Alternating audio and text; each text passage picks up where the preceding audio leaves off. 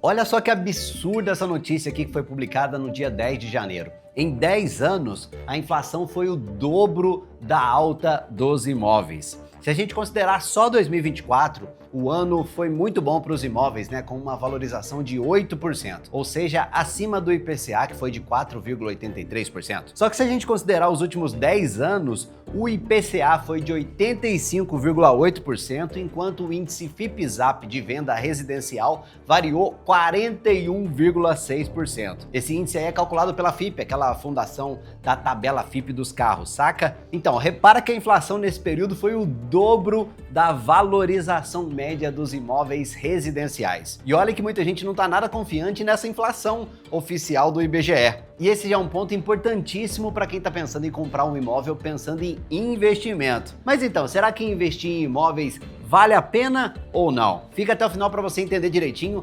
antes de você tomar uma das decisões mais importantes da sua vida.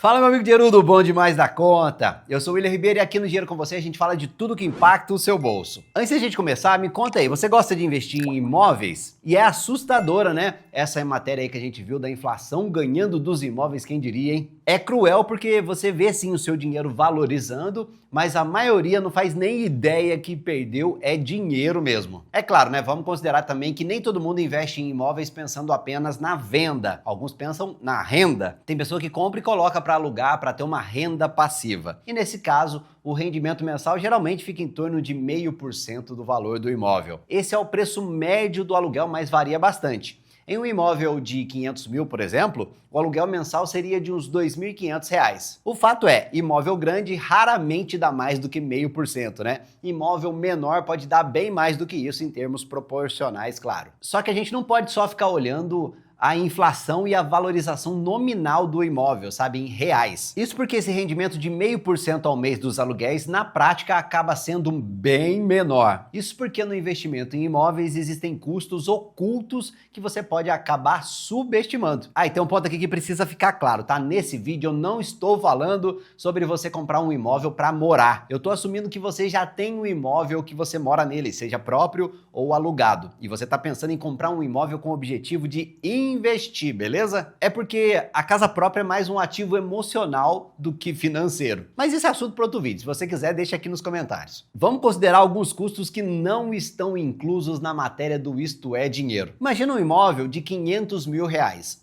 O custo da corretagem varia, mas geralmente é de 5% a 6%. E se a gente considerar 5%, esse custo aqui do nosso exemplo ficaria em 25 mil reais. É um gasto que você tem uma vez só, né? Mas é alto demais da conta, né não? E outra despesa é o ITBI, que é o Imposto sobre Transmissões de Bens Imóveis. Em São Paulo, por exemplo, a alíquota é de 3%. O imóvel de 500 mil, então, tem um ITBI de 15 mil reais. E se você vender um imóvel com lucro, tem o imposto de renda sobre o ganho de capital, que pode chegar a 15%. Tem alguns casos em que essa alíquota aí pode ser reduzida ou até mesmo zerada, mas nem sempre. E tem também os custos anuais, tipo o IPTU. Juridicamente, a lei diz que a responsabilidade do IPTU é do dono, sabia dessa, né? Embora o contrato de aluguel permita o repasse ao inquilino. Mas se o inquilino não pagar, você sabe que quem se lasca com a prefeitura é o dono mesmo. E cada município tem uma regra diferente para calcular esse imposto, então vamos considerar a regra da cidade de São Paulo. No caso do imóvel de R$500 mil, o cálculo é feito considerando 1,1% do valor do bem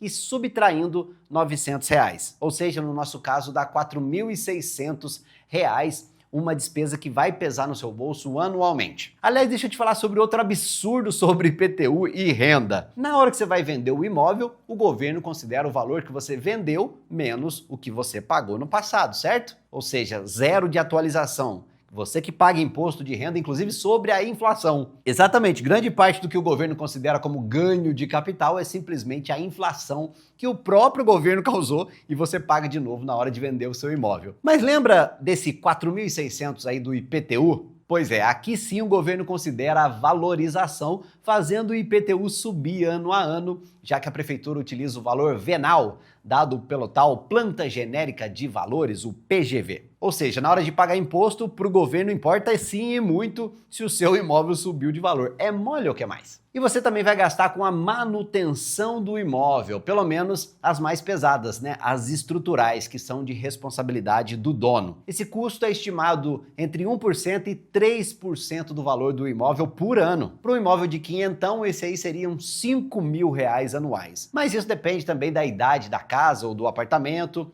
Se for um bem já mais velho, o gasto com manutenção aumenta muito. Se o seu imóvel estiver dentro de um condomínio nos períodos que você não tiver um inquilino morando nele, você também vai ter que arcar com o custo do condomínio. E não vamos esquecer do marketing, né? Independente do seu objetivo é vender ou alugar, provavelmente você vai gastar uma graninha ali com publicidade, concorda? Além de todos esses custos, você também precisa considerar a baixíssima liquidez de um imóvel. Pensa só, ó, quanto tempo você acha que leva para vender um bem desse tipo? Será que você vai conseguir converter o imóvel em dinheiro rapidamente? Você consegue vender pelo preço que o corretor disse que vale, pelo menos? A partir desse momento que você anuncia a venda, pode levar meses ou se não anos para você vender o imóvel por um preço bom. Para vender rápido, normalmente o que o proprietário tem que fazer é abrir mão de parte do lucro, dar um bom de um desconto, né não? E vamos combinar que não é o que você quer. E tem também a vacância, que toda vez o Bruno coloca uma vaquinha aqui do lado para ilustrar aqui. Pode acontecer do imóvel ficar vago, passar por alguns períodos sem inquilino, concorda? Nesses casos, se você fica sem receber o aluguel, esse valor não recebido é prejuízo, meu amigo. E para piorar, isso se soma ao gasto com condomínio que você também vai ter que pagar. Outro problema é a baixa diversificação. Se você compra um imóvel de 500 mil para investir, você vai ficar literalmente com R$500 mil alocados em um único setor, em um único ativo, em uma única região. Para quem tem dezenas de milhões de reais, isso até pode não ser um grande problema. Afinal, esse imóvel seria só uma parte pequena ali dos investimentos da pessoa. Já para quem não tem tanto dinheiro assim, travar 500 mil em um único ativo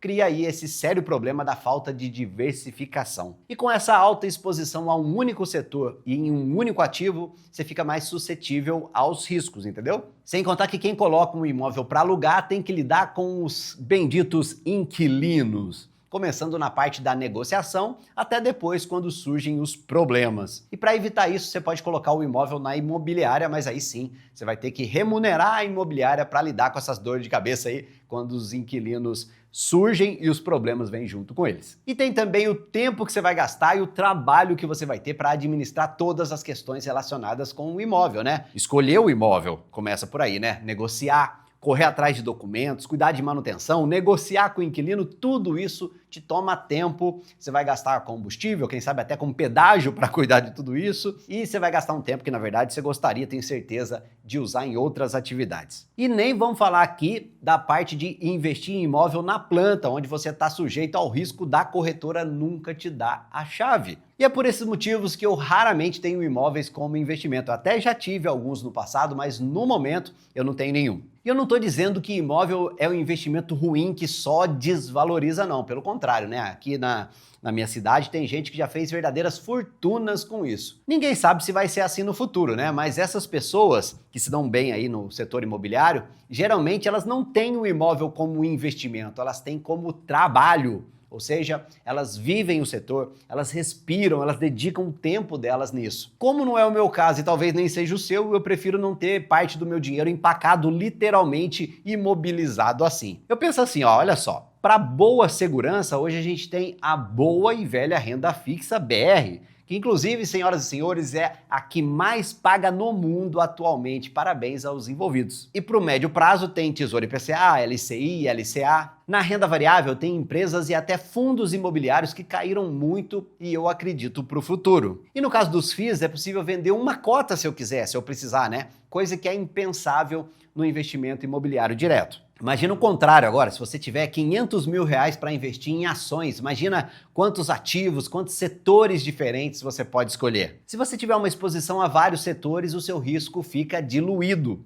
Um setor ou outro ali pode passar por uma crise, mas o impacto na sua carteira pode ser minimizado por causa da diversificação, coisa que não dá para fazer com um único imóvel. E para quem quer diversificar, existe hoje uma facilidade muito grande para você investir, por exemplo, no mercado americano, né? Comprando ações, ETFs, REITs, que são os primos gringos dos nossos fundos imobiliários, mas no caso, atuando no maior mercado de imóveis do mundo. E se você também pensa assim e você quer começar, eu tenho para você um cashback de até $40 na sua primeira operação de câmbio para te incentivar a dolarizar o seu patrimônio. Basta você abrir a sua conta na Nomad com o meu link de convidado que está aparecendo aqui para você, Dinheiro com Você 40. Clica no link do primeiro comentário para você abrir a sua conta na Nomad, porque não tem taxa de abertura, não tem manutenção mensal e nem taxa de corretagem. E você pode investir a partir de $1 em empresas globais. E por meio dos ETFs você ainda consegue se expor a mercados de vários países. Também coloquei um link aqui caso você precise de ajuda da minha equipe para você investir bem o seu patrimônio. Mas agora me conta, você é fã do investimento em imóveis e também por quê? Fala também se a sua carteira tem ações americanas e quais ações você recomenda. E o comentário que você vai deixar aqui no final para a gente saber que você fica até o final dos nossos vídeos é esse aqui, que o Brunão tá aqui, tá sem microfone, mas ele fala alto, ó.